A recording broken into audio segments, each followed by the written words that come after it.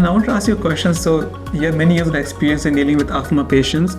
So what are some of the misconceptions that you have seen about asthma in the patient that you have encountered? Yeah, there are lots of myths and difficulties when it comes to, firstly, there's a lot of stigmata attached to the term asthma. And asthma is a very common condition and it can be very mild. We call it bronchial hyperreactivity, and it could be very severe on the other spectrum. So there is a spectrum of disease which can be mild, moderate, or very severe or severe. So this is important to identify that when you're told that you have asthma, doesn't mean you have the severe spectrum. People get frightened and worried. And it is usually an allergic process, a response to some allergen in the atmosphere. So 50% of it genetically linked. So people have their genes where it dictates it in 50% of cases. 50% comes from the environmental factors. Okay. So there are allergens in the environment which include the dust, which is very common in our setting. Yeah, in the UA is very common with us. Because of the atmospheric conditions as higher dust being a desert environment. So that also can cause, I think, more of asthma and allergy problems related to the dust. And again, the symptoms are cough, phlegm, throaty symptoms, some hoarse voice, and sometimes they're very easily confused with bacterial pneumonia or infection. And when they go to some clinician, they would give antibiotic, then didn't get better, another antibiotic, didn't get better, another antibiotic, and then patients then arrive to us in our clinics, and we find that they haven't got any evidence of bacterial infection. All it is a trigger, which was a viral illness that triggered the whole coughing episode. And this is a cascade of allergic reaction which is triggered, and then it's very difficult to stop that until appropriate treatment is given. So identifying the asthma and allergy in the airway is very, very important. So as I said, a good history taking and then examination of these patients. But history taking also should include any medicines that could cause that, like certain beta blockers like propranolol. Can also cause bronchospasm, lead to problems. Some eye drops can do this as well.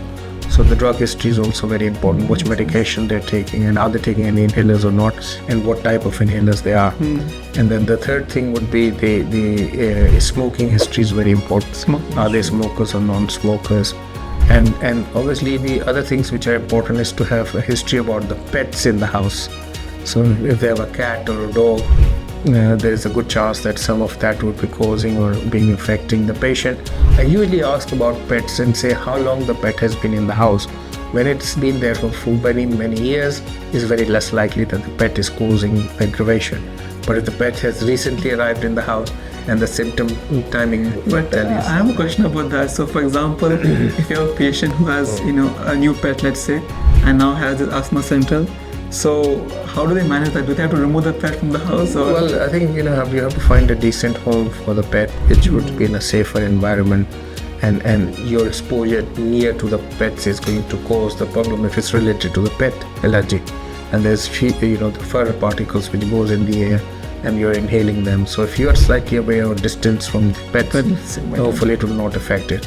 But what we were talking about was the myths in asthma. So we talked about the stigmata attached to asthma.